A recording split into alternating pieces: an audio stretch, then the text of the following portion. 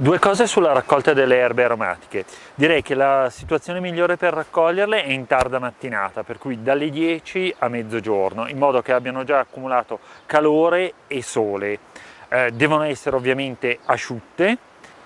Si raccolgono, si lavano, si lasciano asciugare su un canovaccio e successivamente si passa o all'essiccazione naturale, tempo di essiccazione al massimo dai 5 agli 8 giorni, oppure all'essiccazione a bassa temperatura nel forno. Per la conservazione direi di evitare i vasetti di vetro perché comunque creano sempre un minimo di umidità. Direi di utilizzare per esempio il sacchetto del pane, in modo che quando sono secche si vanno a inserire lì, si chiude con una molletta e l'operazione è finita. Non tutte si possono essiccare, quasi tutte direi, poche cose si possono surgelare. Adesso passiamo essenza per essenza in modo che la nomino e vedete un po' come si raccoglie e il periodo.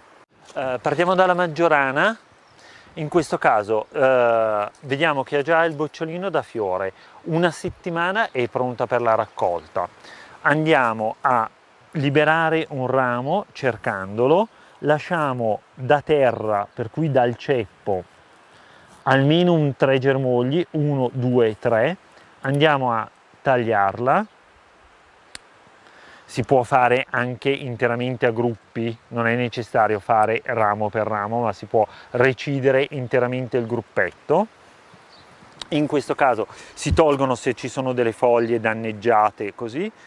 Si lava, si lascia asciugare, si mette nell'essiccatoio, dopo o le 24 ore di essiccazione nel forno a bassa temperatura o dopo una settimana, si prende il ramo e a quel punto si pulisce dall'alto, per cui dal vertice e dall'apice, tirando indietro si staccano tutte le foglie.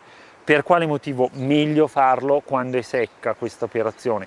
Sia sulla maggiorana che sul timo, su altre essenze, perché quando sono secche si staccano completamente. Se andiamo a produrre molta pressione perché sono verdi o addirittura verdi si staccano facilmente ma appassiti è peggio, andiamo a schiacciare tutti i pori delle foglie, per cui andiamo a far uscire gli oli essenziali, cioè perdiamo di qualità della specie. Per cui sulla maggiorana la raccolta va così.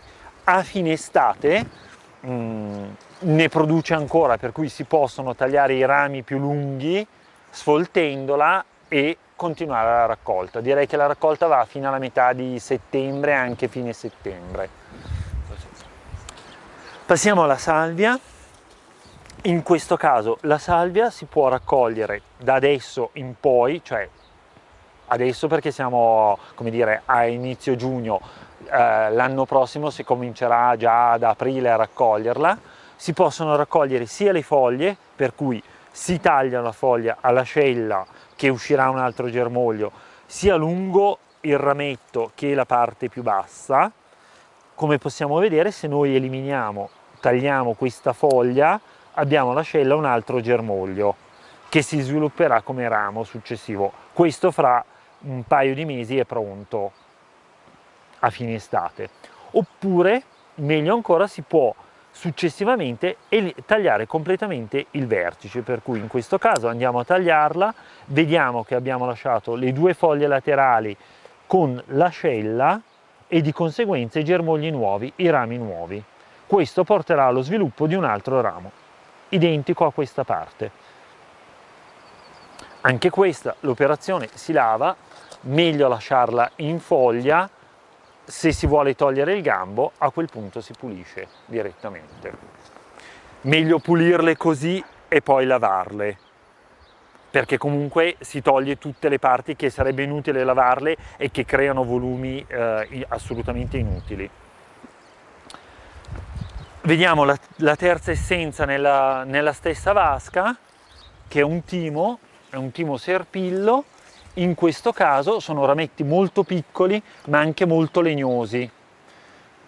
Vedete che ha una parte legnosa. La parte centrale è piena di germogli molto piccoli. Andiamo a raccogliere anche questo. L'operazione è un pochino più dura perché ovviamente è più legnoso. Esatto, tagliate così. Questo ha già la fioritura, direi che quando è in fioritura è il momento migliore per la raccolta perché è carico di oli essenziali, non deve essere tutto fiorito. A quel punto si può selezionare o la fioritura, per cui staccando solo la parte fiorita, questo ha già perso parte della fioritura, ma comunque staccando proprio il vertice con la fioritura, che può essere utilizzato per tisane, per decorazioni così. Il rametto lavato e pulito lo lasciate ovviamente in essiccazione quando andate a pulire, sempre partendo dal vertice e tirando con 2 dita verso il contrario si staccano tutte le foglioline. In questo caso quando è secco anche solo facendo così si sbriciolano. Ovviamente se si fa con cura tirando al contrario non abbiamo il materiale sbriciolato, cioè avere l'essenza in foglia garantisce la qualità del prodotto. È un lavoro un po' più complesso, è un lavoro che richiede tempo, ma la qualità del prodotto è sicuramente migliore.